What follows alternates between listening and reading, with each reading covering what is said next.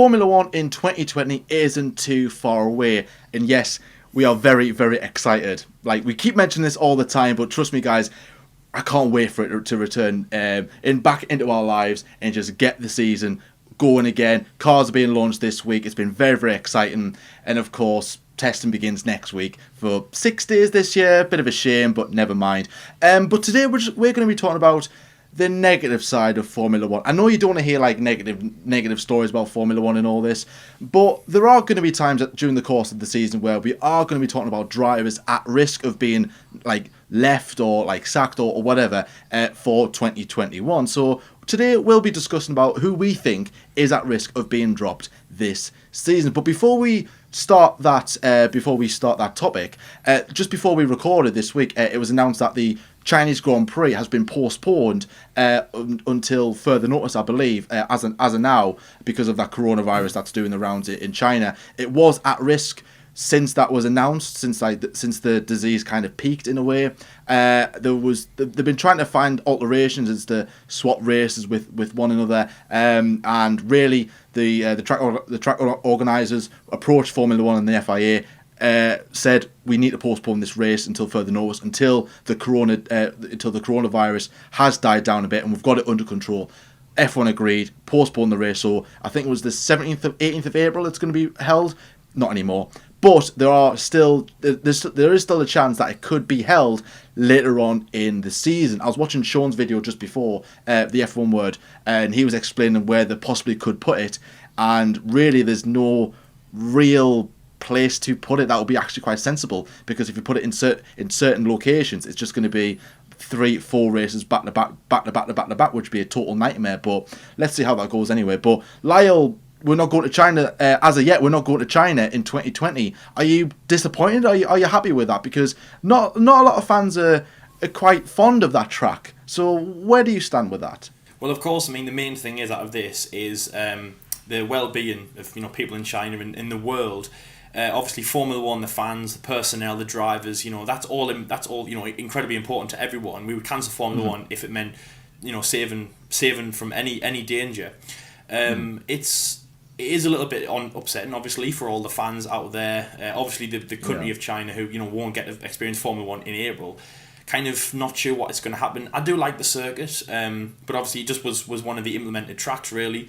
I think the news is kind of hard to kind of get your head around, really, because it's kind of like, as soon as it was released, it was actually it was Craig Slater who released it on Sky Sports News.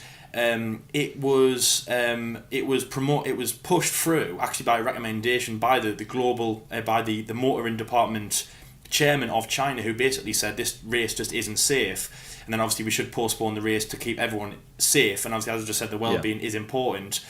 It is really upsetting. Obviously, it is really hard to hear, because now that we're not going to have the race, it is quite a bit of a worry for what's going to happen to other events in the Far East. I mean, I don't know how it's going to affect any of the other races in Vietnam or Japan, for example. Obviously, hopefully it doesn't get that far or anything like that. They were saying Vietnam, 250 kilometres away from the Chinese border. Hopefully that race can go ahead. But as I said there, Jordan, it's about the well-being of everyone. And of course, as I said in the F1 News video a few weeks ago when it first came out, obviously our thoughts are for everyone affected by this. And obviously everyone affected by the decision to not have the race there, because obviously remember that's some people's jobs and stuff. Obviously our thoughts are with them, and hopefully we can get something sorted. Jordan, I remember, I think it was Bahrain 2010, 2009, something like that. There was obviously a rearrangement there due to obviously things that were going on in that country at that time. I think we had the race rearranged obviously for later on that year, but obviously things like that have happened. Obviously that's the main important thing. If the race has to be cancelled completely for 2020, if it's about the well-being and keeping that safe, then obviously that can be fine. But overall, obviously, I'd love to see that race back, and to have it. Let's say we can add it on at the end of the year. We go to Abu Dhabi, and then obviously we go to China, and that's a finale race. Or let's say it's already sorted, and that's just an end race. It would be good to go there, and I think it'd also be kind of a hats off to, just to have it back, really, to have Shanghai, because I do like that circuit. I mean, would you like to see the race come back at the end of the year? I would like to see it, yeah, because we were due a 22 race calendar, which would be good for us fans. Maybe not for the mechanics and stuff, because there has been that big uproar about the 22 race calendar and possibly extending it. But there is talk of pushing the Abu Dhabi Grand Prix back a week, then slotting the Chinese Grand Prix the week before that race, so you have Brazil miss a week, China, then Abu Dhabi. But again, that is just rumours floating about in the F1 paddock at the moment. But I'm pretty sure that they will find a solution, and I think it would be good to put China in the calendar at some point. But even if they do cancel it altogether, we've still got 21 races. We have got a 4-week gap now between the Vietnam Grand Prix and the Dutch Grand Prix. So that's going to be a bit like, we've kind of got a spring break now in Formula One. Like, we've got a 3-week break in the summer. We've now got a 4-week break between Vietnam and the Dutch Grand Prix. But hey, I'm pretty sure we'll find a solution. Just watch more F1 debate videos. We'll be there as well, just to try and cover and you know, trying to fill that void in missed by the Chinese Grand Prix as well. But you know, health and safety, of course, is very, very important. So moving on to the topic for today. Now, we've got some drivers that we're going to be naming out as to who we think will be who is at risk, of course, of getting sacked or whatever in 2020. We'll do another video, probably is in the summer break, talking about what we're going to discuss today, and then saying, do we still think these drivers are at risk, or do we think that they aren't, and who do we think are at risk? And of course, leave your drivers who you think are at risk of being dropped for 2021, leave them in the comment section below. So I want to kick things off with one driver, of course, one driver who I think has a chance of not being at that current team for 2021. Now, of course, this might cause a bit of stir, some of the drivers that we mentioned, but the first driver I'm going to talk about is Alex Albon. Now, Albon came into Red Bull after for the Belgian Grand Prix, replacing Pierre Gasly, and did a solid job, much better than what Gasly did. Very nearly got a podium in Brazil, very unlucky that he didn't. And of course, he's coming into his first full season at Red Bull. And I've been saying that, you know, when he took over from Pierre Gasly, Red Bull were in a very comfy position where, like, they aren't going to challenge for second, but they aren't going to be catched by fourth from McLaren. So really, there was, to be fair, Albon couldn't have done any worse. There was no real pressure, and in a way, I think you had that seat in the bag anyway. Even if you did like maybe just like a similar kind of job to what Gasly did, I think you had the seat regardless. So in this season, everything reverts back to zero. So of course, Red Bull still have a chance of winning the championship. And of course, Alex will want to contribute to that, and that's what he's assigned to do. Red Bull will want to win the championship, the constructors again, and that's what they've employed Max and Alex to do. So, and Red Bull have been quite strict with their drivers recently. Obviously the likes of Daniel Kvyat, he's been like, you know, here, there, and everywhere. He's been flung about all over. And of course, Pierre Gasly, he was out in, what's going on? Albon as well. Albon was in, then out, then back in again. So it's probably confusing times as to what's going on. But Albon certainly, if he doesn't deliver and pulls off a Gasly-esque kind of season, what's going to happen? What are Red Bull going to do? Because surely they can't get rid of him halfway through the season again and replace him with either Gasly or Kvyat, because again, like, well, what's the point in that? I don't know why you need to constantly rotate. I know they can do whatever they want, and they won't listen to me whatsoever. But I just don't get that philosophy of why they need to swap and change the drivers all the time, because it's creating that inconsistency and kind of that back of your mind pressure that, oh, I might not be at this team next season, or I might not be at this team next race. So therefore, adding unnecessary pressure onto that particular driver and not getting the job done for whatever reason. So. And if Albon, let's say, doesn't have a good season, I can't see them swapping places in for Belgium 2020. But certainly, he could easily be replaced. He could be replaced for 2021 and bring in possibly either Gasly or Kvyat. That's if they stay at the representative teams. Who knows? And of course, Albon will know what he's got a job to do. He could easily pull it off. I've got every faith in Albon that he will. I'm not saying he's not. I'm not lacing into Albon in any shape or form, because I think he's a good driver, and I've certainly believe he can do the job. I just think that if he doesn't do the job for whatever reason, then what do Red Bull do? And I think he's certainly got to be a driver that certainly is at risk of being dropped for 2021. I don't want it to happen, but I just can't get it out of my mind and thinking, like, if he does a bad job, I think Red Bull again will get rid of him. which would be a shame to say because I like Albon, but they could surprise us all and give him another season, which I'll be like, whoa, that's not the Red Bull way. What's going on there? So that's my kind of. When you say that, Jordan, do you mean that they would put him back in AlphaTauri, or do you think that they would just get rid of him altogether, like get him out of Formula One? Do you think that? Do you think that there is a chance that if, let's say, if he does swap place with an AlphaTauri driver, or that doesn't happen and someone else comes in, do you think that he's good enough to stay at AlphaTauri? Obviously, as I say, not really the B team, but you know what I mean. Like they're still links. It's still that kind of promotion from AlphaTauri. That's always going to happen. Do you think he would go back there? And obviously, if he's still in Formula One, what kind of other team do you think he would go to? Well, if he does get swapped out during the course of the season, I think he'll definitely be demoted back down to AlphaTauri. Even at the end of the season, that could easily happen and just replace Albon with another driver from AlphaTauri if there isn't a one ready in the system, because in my opinion I don't think there is going to be another driver ready in the Red Bull Junior program for about another 2-3 years yet. So really you could say Albon knows that he's going to be in F1 regardless, unless Red Bull decide to drop him altogether, which I can't see happening in my opinion. And if he does get dropped from the program, I can't see him being in F1 because who's he going to go with? I can't see him going anywhere.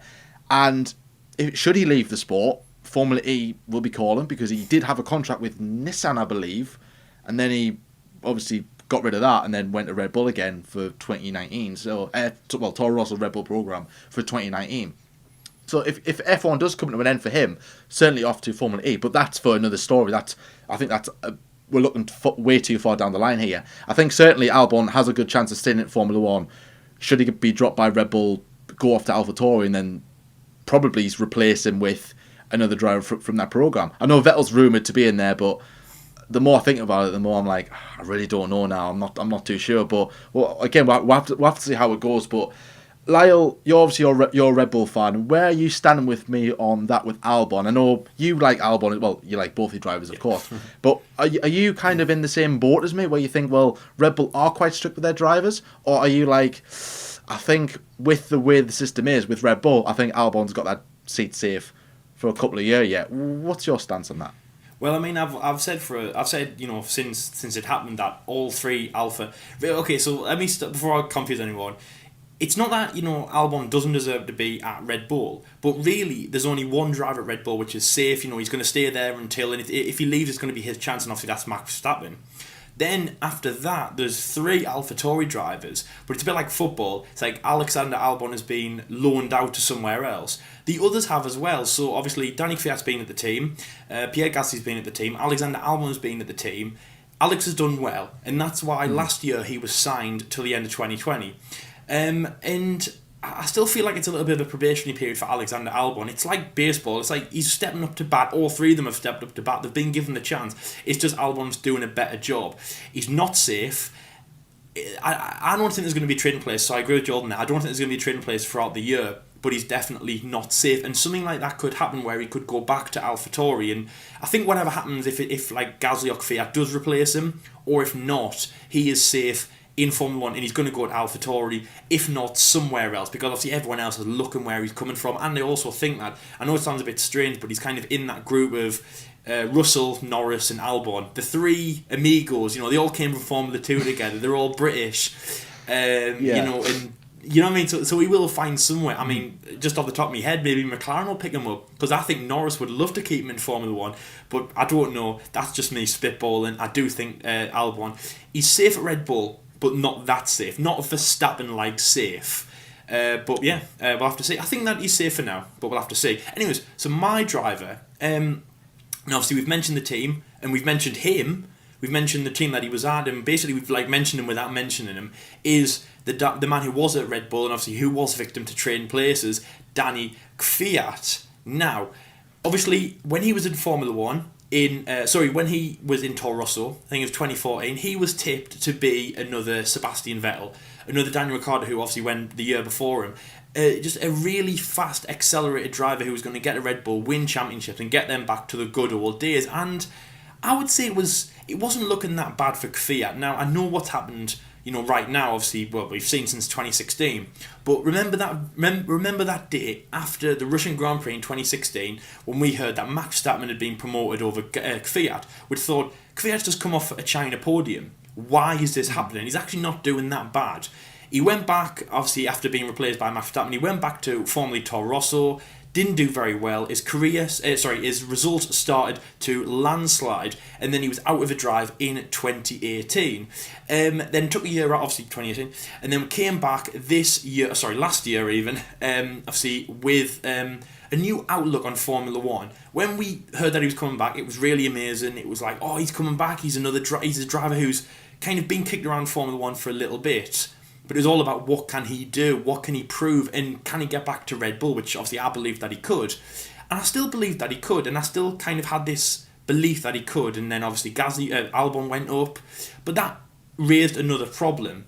Why did Fiat not go? Because I know that they're trying this, as I've said, with going up to bat. I know they're trying the let's get all three AlphaTauri drivers in that seat and let's see how they do. But again, it's very much like Carlos Sainz. Why was this one guy overlooked for another guy? And I know that Formula One isn't all like primary school. Not everyone can win. It's not like that. Somebody has to be favoritised. But why is it Verstappen? Why is it not Carlos Sainz? Why is it Why is it Albon? Why is it not Fiat? And obviously in this situation, Fiat had the experience. He had been at Red Bull, and of course he'd never been alongside Verstappen.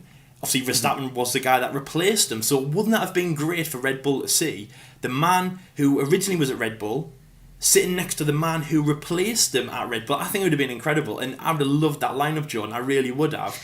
Obviously Albon came in, good job. Obviously few little stickies here and there. Obviously again Russia qualifying, I think it was Russia practice, Saturday practice, so he crashed out. But obviously he did beat Verstappen even though he retired, and obviously got very close to that third place, so a good result from Albon. But again, Fiat, even though his results started to pick up and obviously he became the leader of AlphaTauri, again just kind of overlooked. I'm sure he was sitting there in the summer break watching Game of Thrones yet again when he was rang by Dr. Helmut Marko and he told him, do you know what, you're not returning to Red Bull. And he probably went, oh, okay then. Or I don't know how it went, and obviously he probably said that in Russian. But again, why was Albon looked over Fiat? But anyway, it's now done. Obviously he was confirmed at AlphaTauri, and it's a brand new team. Obviously, we're still waiting on the car launch from them. And, unless it's an amazing year from AlphaTauri, I can't imagine so. It's going to be a year where Danny Kvyat sits back and he goes, right, I've been in Formula 1 for 7 years now, and it's just, it's not going my way. I was kicked out from Toro. I was kicked out from Red Bull. Someone's been promoted over me, and do you want to? I see Kvyat's career going very much like Carlos Sainz's did, or it started out to be.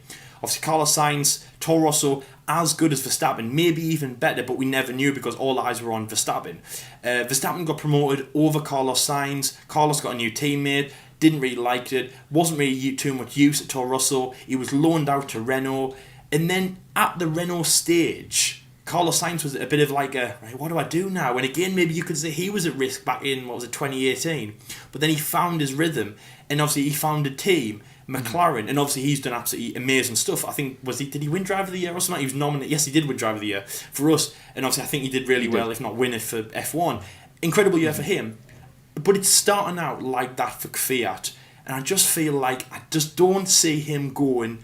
If this season didn't stand out, and if Red Bull don't shake things up, and I don't really know what can happen, but I just feel like Fiat is coming to the end of the road. And the end of a road kind of not very good, Jordan, because he has been kind of kicked around a bit, demoted from Red Bull. Someone's been promoted that's not him. And kind of at a bit of a loose end, and as I say, how Carlos Sainz probably got to this situation. But maybe like Carlos, he can find a way out, find another team, but I don't know. So I can't see him. Maybe he is at risk, but we'll have to see how this year comes out. So Jordan, Danny Kvyat, you were there when we did that Trading Places video. You were confused as well. You were puzzled. Yes, we liked Verstappen, but Kvyat was better. In my eyes, he was so much better. After what happened, and again we said the same thing after he'd been replaced by Verstappen in 16. We said maybe he's thinking about leaving Formula 1, maybe his head's not in it, maybe he's not getting the results because he thinks that he's being treated unfairly. Do you think that you can see him staying after this season, especially obviously after what's gone on, that really, it's quite unique because no other driver has ever been through this situation before?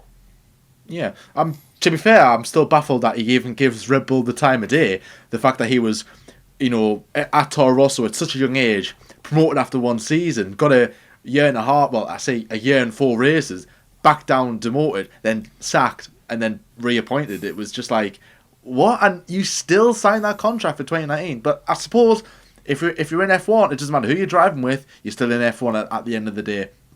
And I'm pretty sure that's how Danny Kvyat seen it. But for me, Danny Kvyat, I'll forever say, at the time, I didn't really think much of it. But as the years have went on, I've just thought, why was Kvyat even demoted in the first place? Like, I didn't get it. Like, and people were saying, because he did this crash in China, the crash in Russia. Right, but that's 2 races in a row where he's crashed. What's Grosjean's excuse? You know what I mean? Like, and what was Maldonado's excuse? Well, money. But still, you know what I mean? It doesn't matter.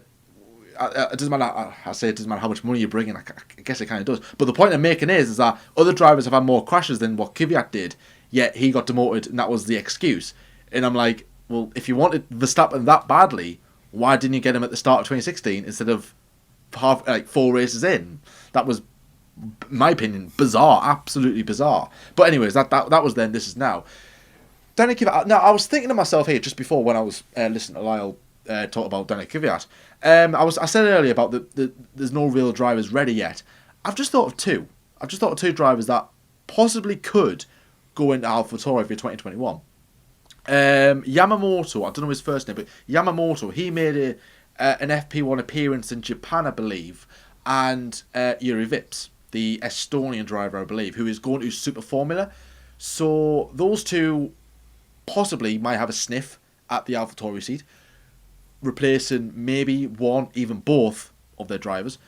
So maybe, when I was making this point, I was about to say, well, Danny Kvyat is in a kind of a, well, if no one else is ready, I've got this seat anyway, because who's going to replace us? But thinking about it, if, let's say, Jüri Vips, who's, let's say, he is quick, if he does well in Super Formula, and let's say he goes as far as to win the championship, I think he'll have enough Super License points. I'm not 100% sure on that. But if he does, AlphaTauri might put him in that seat. Who knows? Get rid of Dan Kvyat altogether. And Kvyat might go off to another category of sport. Again, I can't see him going to another team. But that's only if Dan Kvyat doesn't do well. I think Kvyat will do well because he's had a very impressive comeback. He said that he's a different driver to what he was back then. And if he does perform well in 2020, then give him another seat. And if he does really well, Red Bull might reward him and re-promote him again. But again, that's for another video. So I would like to see Kvyat stay because I like him. Going back to Red Bull, I really don't know. I think Toro Rosso is probably the limit for him. I would like to see him back to Red Bull, but at the moment I can't see it. But at the same time, he will have to perform knowing that there is potentially 1 or 2 drivers that could come in and replace him. Or he might just think, you know what, I've had my time, I want to do something else and go off into the distance, and he might leave on his own terms. That's still a possibility, you know. But in terms of what we were talking about earlier about the whole demotion thing, I can't see Kvyat back at Red Bull. Unfortunately, I think Gasly might have a better chance at that because I think Gasly has got age on his side. I think Kvyat's 27, 28. So he's getting on a bit, of course. And is he World Championship material? I really don't know. But he is quick, I suppose. But I still think he's still doing this. He will do a solid job at AlphaTauri. Maybe stay there for another year or 2. That's if he does well. If he doesn't do well, he might get demoted. He might get sacked again. Which, to be fair, Red Bull don't really seem to care. So let's see how that one goes. But I think Kvyat is relatively safe, but not 100% safe. I think Jüri Vips is a high candidate. If not Vips, Yamamoto to come into that AlphaTauri seat. But he could easily replace Pierre Gasly, which, again, I don't really know about that one. But of course, yeah, exciting times ahead. And of course, let's see what Red Bull do with their junior program in the future. So, some more drivers that I think that are at risk for being sacked or being dropped for 2021. I'm going to put kind of 1 team, 2 drivers into one big bundle. Now, there potentially could be 2 people watching this that might be annoyed with me on this one. Katie and Dan from F1 Reviews. Because I'm going to mention Kevin Magnussen and Romain Grosjean as two potential drivers that could be dropped for 2021. Now, see, it's not just me. It's not just me that has a problem with Magnussen. I know that I've got you in 19th position. It's not just me. It's him as well. Ooh, that was risky. That was very risky. But I think I'm going to swing the pendulum more towards Grosjean here, because certainly even big fans like Dan, of course, he will agree that Grosjean is lucky, could say, to be in this seat for 2020. Like, everyone thought he's had it. He's a goner. Hulkenberg is going to be in the Haas, no doubt whatsoever. Shock horror, they've retained both drivers. What? Wow, where did that come from? And now they're going into 2020. Grosjean and K-Mag together. It's a sensible decision if you want to look at it as like on a team basis, because those two have been together since 2017 now. So of course they've got good relationships together with the team. They're very comfortable. Haas don't have to get this one new driver comfy in the team and everything else like that, because they had a really rocky 2019. Like, the car was just abysmal, absolutely abysmal. So they're hoping in 2020 is going to be a better year. But I think K-Mag will have a better year than Grosjean, but certainly there are other drivers out there, especially for 2021, that Haas could bring in, because in 2021 everyone's on the same playing field. So they could bring in one driver, they could bring in two drivers. They don't have to worry about getting comfortable with this car and that car or whatever. Like, everything starts from scratch. So I think next season is probably a good time for them to do that, and that's why I'm thinking one or not both of them could be dropped for next season. So let's talk about Grosjean. I mean, to be fair, what do I need to say about Grosjean that nobody you already don't know about? He's very accident prone. He has his moments, don't get me wrong. I'm not going to criticise him fully. He has his moments where he does pretty well once or twice a race. Like, it's not very often nowadays, unfortunately. And he's come to the end of his Formula 1 career. He's been in F1 for a long time now. So I think he might retire from F1. He might leave the sport. He might be dropped or whatever. Certainly, Grosjean, if he has an absolutely stellar season, then they might keep him on for another year. But it's too little too late, in my opinion. He's had quite a few chances, and if he mucks it up again in 2020, he's definitely out the door for the following season. Of course, they've got that program thing with Ferrari engines, Ferrari parts, and if one driver becomes available, like maybe Callum Ilott or Marcus Armstrong or Schwartzman or even Schumacher, certainly they'll take one of those drivers and put him in the Haas. I think Fittipaldi is their test driver, I believe, so they could easily put him in. A guy who knows the team, knows the factory and everything else like that. So that could be an option, I suppose. But certainly Grosjean is probably more at risk than K-Mag. Now, when I'm talking about K-Mag, I'm not saying he's a terrible driver. He is a good driver, but certainly he's not brilliant, and there is room for improvement with K-Mag.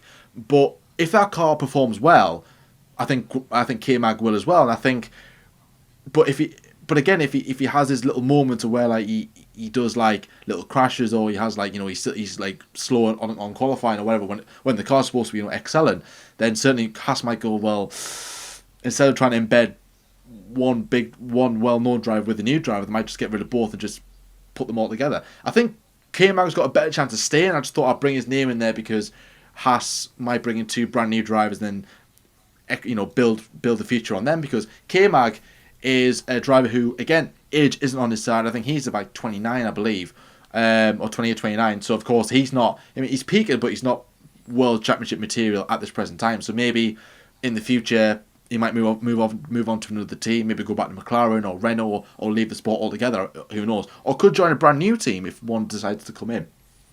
But I thought, like I said, I thought I'd bring K-Mag's name briefly, but I've got more faith in K-Mag. I think he will have a good season. I hope he does, because I do like him. But for me, Grosjean, he's hanging by his fingernails in Formula 1, and I can't see him doing any better. He might improve one or two races, but certainly I just think, like, mate, you're still here. Why? Like, you should have been gone a long time ago, son.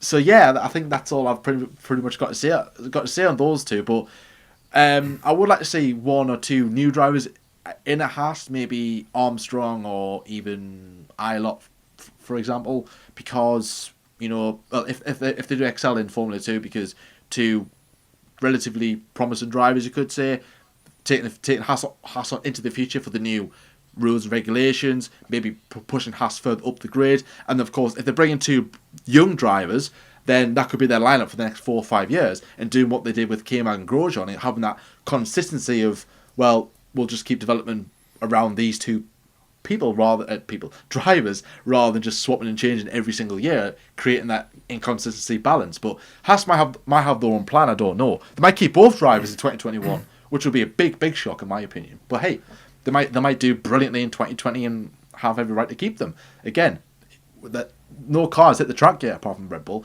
but no car properly has hit the track in testing or even at a Grand Prix. So we don't know yet. Again, it's just a prediction. So Lyle, K-Mag, of course, he made that bold prediction in 19th place. Again, got a few people talking, but Grosjean, certainly, you must be on the same wavelength as me. Like, he's hanging by his fingertips in Formula One. Surely, this is going to be his last year. It has to be, hasn't it? With Grosjean, I'll tell you what, going to Haas was his lifeline, like nothing else before. So before that, obviously, he was with Renault, had a good start with Renault, and then obviously when they went to Lotus, through the years, obviously 2012, great year, 2013 was good. Then he was at Pastor Maldonado. I think him and Pastor's partnership in the newly changed V6 Lotus was probably one of the lowest points, and then he kind of jumped ship to this new venture of Haas. He joined Gunter Steiner, who I think you knew before that in Lotus, and then obviously went to this new team, and it was good. And in 2016, he made himself known as the leader of that team. He blew Esteban Gutierrez out of the water, and then he was implemented in that team. And it's for the last few years that they can't seem to get rid of him. I'm not saying that they're trying to get rid of him, but they just can't seem to let him go. He is the leader of the team. He's number one. He's plodding along, and of course, even though K-Mag is a good driver and of course really brings a fight to him, and again he's good, proven himself before at obviously of course McLaren back in 2014, obviously, which wasn't a good seat. Well, it was okay. Obviously, he got a podium with them, but it wasn't amazing. Obviously, if the car was better, he would have had a better chance at that. But definitely Grosjean, stronger at Haas, kind of as in the team. A driver who, it was hard to see. And I think that's when, so you mentioned Hülkenberg, when the news kind of broke that Nico Hülkenberg could be in that seat, that's when we all started to think, oh, you know what, Grosjean, I get that he's not very good. Very much similar to Ocon and Bottas. Bottas, great driver, love him, he's amazing, he's new Nico Rosberg, he might even be better than Rosberg. But then as soon as Toto Wolff dropped that bomb in Australia, or Ocon could be replacing Bottas at Mercedes, that's when we went, Bottas isn't very good, and that's when we started picking on his flaws, and of course that's where the Valtteri James and all that crap came from. I love Bottas, he is second, whether I put him in third place, and he deserves to be there, right? Honestly, Bottas is so much better than everyone says, and I knew that a few people are probably thinking that we would say driver at risk with Valtteri Bottas, and it's not. Bottas is great. So, anyways, yes. Are you okay? Are you okay? Just calm down a bit. You probably went full on Bottas 3.0 there. I was. Go on, son. It's Bottas. It gets me going. Right, anyway. So, Nico Hülkenberg, as soon as he was going to replace Grosjean, that's when we all started to realise that Grosjean, he's been in Formula 1 for over a decade now. He's not very good. And obviously, in terms of him personally, we've all seen Netflix Drive to Survive. We know that Grosjean sometimes does get a lot of stick from Gunter Steiner, for example. And he was doing this thing on Facebook. I just remember this. He started sharing what's the word, throwback photos and Instagram and stuff like that. What I was like in 2009, 2010, 11, 12, blah, blah, blah, blah. And that's when we all started to think, right, well, that's a lot of times people do that when they're on the way out of a sport. And it might be looking like that for Grosjean. It was a big risk to have him back for this year. But it's hard to say, really. The only thing I know about Grosjean is that if he isn't in that mentality of, right, go hell for leather all season long, beat your teammate and just obliterate the season with whatever machine I get, if his mindset isn't like that, then yes, there's the door. And the only reason I said that he will beat Magnussen is just the fact that because he did terrible last year, that he is going to just do amazing this year. But yeah, can't see him maybe going past this year. It depends how the car is. But as a leader in the team, or as a Haas member, obviously been there since the start, he is good to have in. It's really hard to say on Grosjean. I think when we do our follow-up episode on this, I think that's when we'll get more of a gauge on Grosjean. Yeah. K-Mag, good driver. There's just not much to say on him, really. I don't think he's as consistent as Grosjean. It seems like if he doesn't have the car, he can't get the results. But again, we'll see how the Haas gets on. Really not much to say. I can't really say much on them. It's just that, yeah, I don't think I was expecting Grosjean to be signed. But you never know, though, if the tables were turned and people were saying Hulkenberg would replace Magnussen, that's when maybe it would go. It's kind of like a psychological thing. As soon as someone says, like, oh, that's going to happen, you start thinking, kind of trying to grasp. Because at the end of the day, we would have to get our minds right about Hulkenberg replacing either Grosjean or K-Mag. So if that news came about that Hulkenberg was going to replace K-Mag, then we might start thinking, oh, K-Mag's not very good. But yeah, both on definitely the same level. And they both are fighting for Haas, fighting for the car, and obviously fighting to stay in Formula 1. They definitely want better. I remember Grosjean and K-Mag were both tipped with Ferrari. Grosjean more so when he was at Lotus in the back in them days. Yeah. Anyways, so my second driver, who I think could be under threat, is a bit of a strange one, and he's the tale of two sides. Now, Jordan, I think I mentioned this in our prediction video. I remember when we went to Silverstone last year, and you saw this guy in the car, and he wasn't waving. Sorry, he was waving, but no one was waving back to him, and you said that's because nobody likes him. And it wasn't. It was right. And then he turned it around completely. And I remember Monza, obviously his home race was incredible. And of course that driver is Antonio Giovinazzi. And now in recent times, in the last few weeks, or really since we brought it from Abu Dhabi, the talk is that he might be replacing Sebastian Vettel and a promising prospect for Ferrari in the next few years, if not 21, but definitely getting there. For me, he's an Italian, well, not for me he's an Italian driver, but because he's an Italian driver, for me, I believe that that's the thing that Ferrari would love to have. An Italian driver in an Italian car. I can't tell you the last time that happened. And really, Italian Formula 1 drivers just haven't really found the stride. But that would be amazing for Ferrari. And his name is definitely up there. But now that his name is up there, I just feel like he won't be able to ride that wave, that kind of hype train, that... You know, we all think that he can get to Ferrari and that he can beat his old teammate Kimi Räikkönen. And if he lets this kind of pressure get to him, and if he lets the kind of, right, well, do you know what, everyone thinks I'm safe, I'll sit back and relax kind of mentality, that's when he'll get swamped. Because at the moment, he's in Alfa Romeo, a good team. Kind of, we gave them Newcastle United in the Premier League things because it's kind of like a lovable team you can get behind. You know, nobody's really looking at them to do well, but when they do well, when I say well, I mean that's like mid-table. That's incredible because we were thinking Alpha, second best team on the grid. Obviously, you play Sauber, who were definitely the second worst team on the grid. And it's amazing when they do that. And obviously, I said for Raikkonen, you know, great driver, he can really get performances when nobody's looking.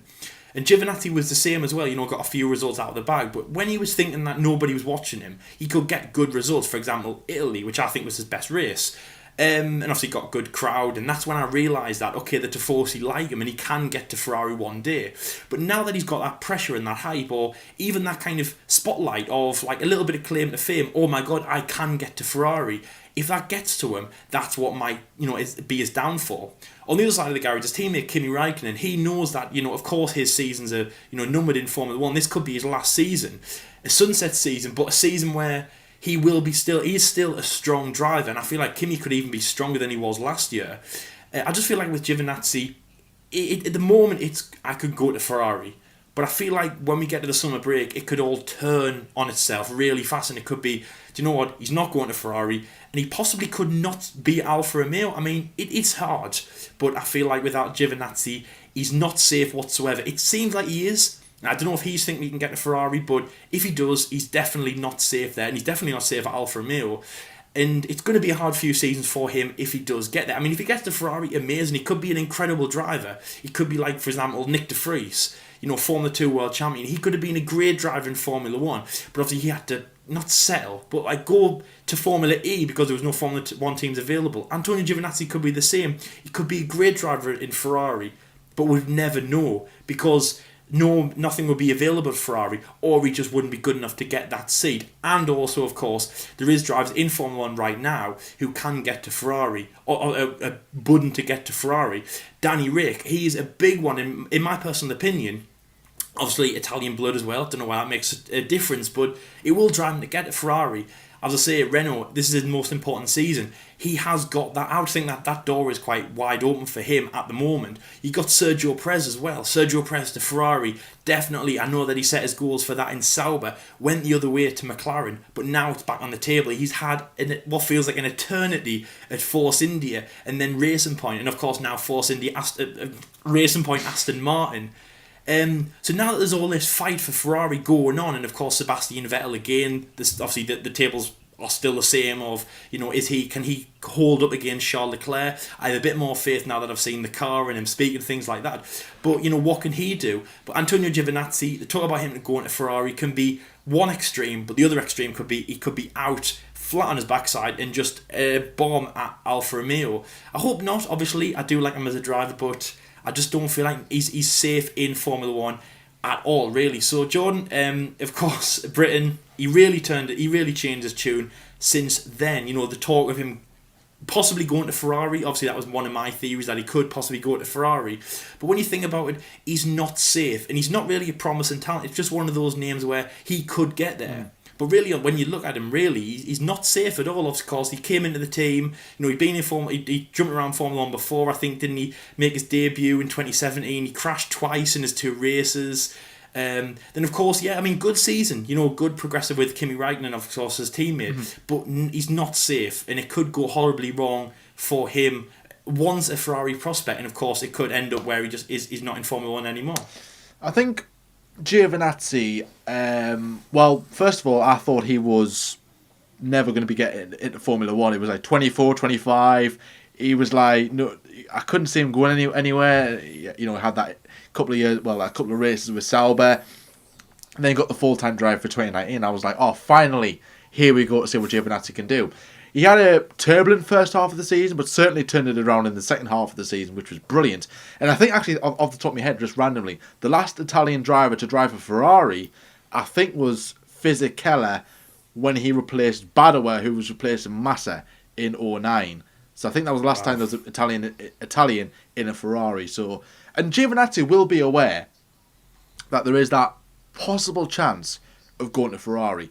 Depending on what Vettel does. Is he staying? Is he going?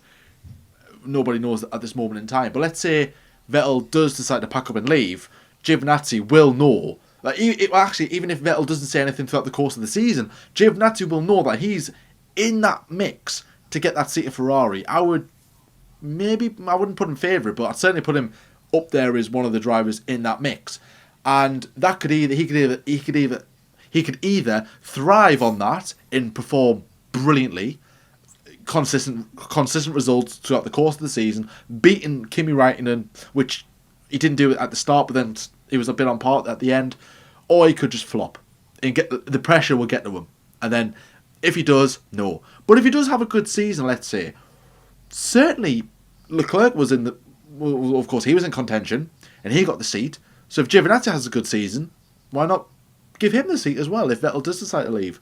And I think, again, having an Italian in a Ferrari, it makes perfect sense, and I think that'd be incredible to see.